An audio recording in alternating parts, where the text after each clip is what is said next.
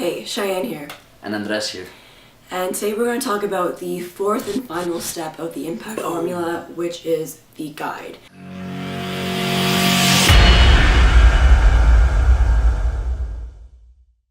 And this is the step where you are really going to learn about how to sell in an authentic way that doesn't seem sleazy or just strange, because I know selling can be a very big point that we get stuck at. I know, speaking from personal experience. So this is the part where you're just going to turn into an authority figure that is authentic and really just eager to add value. For sure. Step number one is by actually helping them, as Frank Kern says, is by giving them an actual training that is valuable to them. Creating a webinar funnel, creating an application funnel, or any kind of these pieces that will really show them, show your client not just value what they have to do, but also what they don't, what they're currently doing, and something they need to stop doing, and things of this nature actually end up giving them, building trust with you, and you are positioned as an authority when you're able to illuminate the pain of a person and do it in a way that is valuable to them, such as a training or a funnel. Right.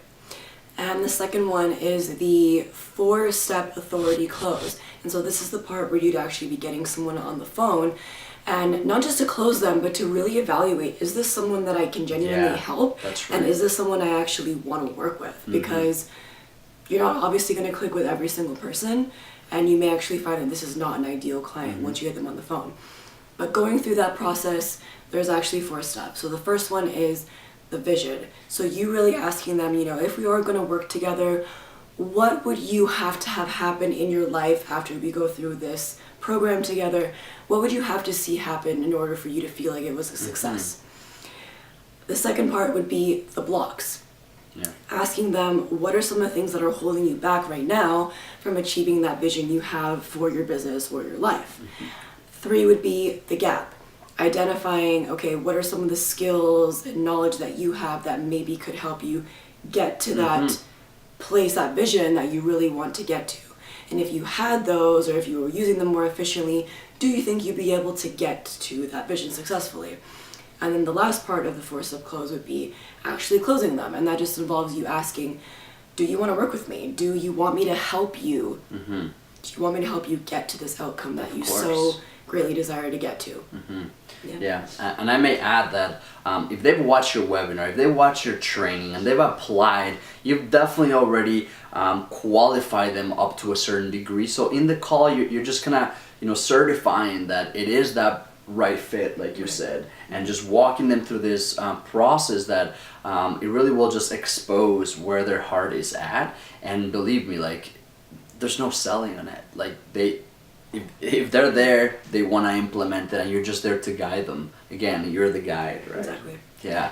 And the final part is the scaling. It's going to that next level, right? So we talked about not being a one-man show. We talked about delegating things. And so this is the time where you look across your business and you realize, what are you best at? Where is your zone of genius? And remain there for as long as you can.